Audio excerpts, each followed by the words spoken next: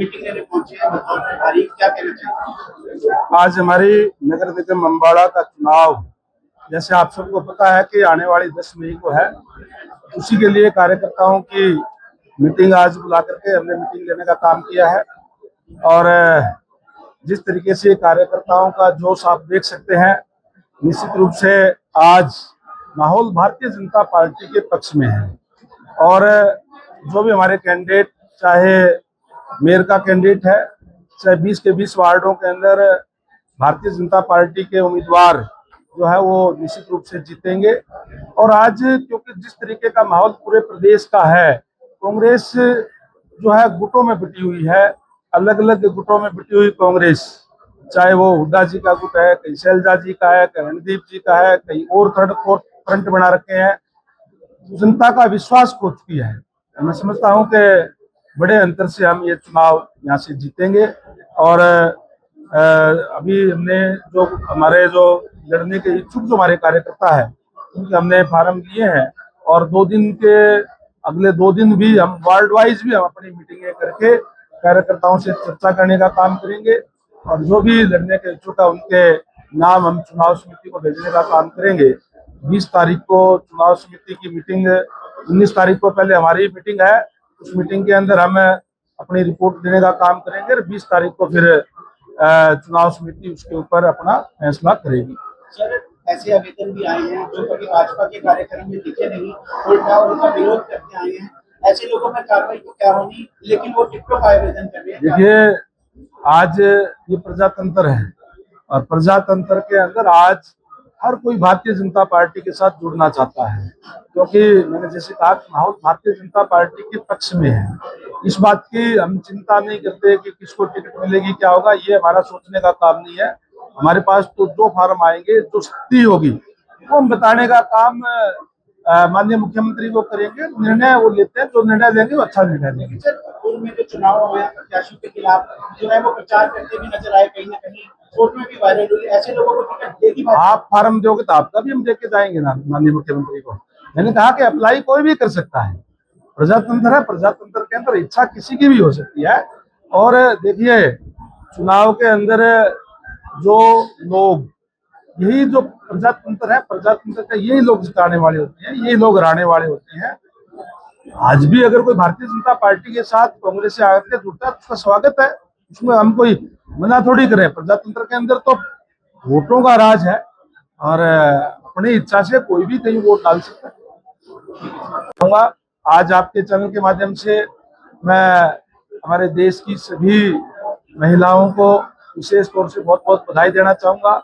और हमारे देश के यशस्वी प्रधानमंत्री जी का बहुत बहुत धन्यवाद करूंगा कि नारी शक्ति वंदन अधिनियम आज लेकर के आ रहे हैं, जिससे आज के बाद जो भी चुनाव आएंगे उसमें 33% महिलाओं का आरक्षण होगा, चाहे पार्लियामेंट हो और चाहे विधानसभा के अंदर भी 33% आरक्षण होगा।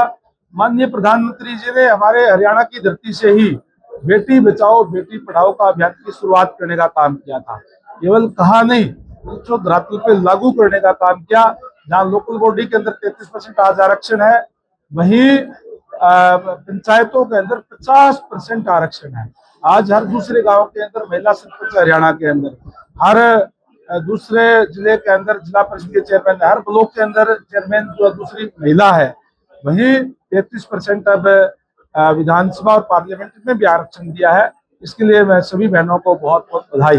जिस प्रकार से पिछले 11 सालों में भारतीय जनता पार्टी की सरकारें, चाहे केंद्र हो चाहे राज्य हो, और जब हमारे पास पहले टेन्योर में यहाँ मेयर भी नहीं था और बाद में भी हमारी पार्टी का मेयर नहीं बना, लेकिन अम्बाड़ा के विकास की गति को कभी भी लोकल स्तर के ऊपर थमने नहीं दिया गया। उन कामों को आगे बढ़ाने का अभी बीच में 10 महीने हमारे अम्बाड़ा जो शहर का मेयर है, भारतीय जनता पार्टी के हमारे कार्यकर्ता रहे और उन 10 महीनों के अंदर भी जो पुराने रुके हुए काम थे उनको बढ़ाने की दिशा में गंभीर प्रयत्न हुए।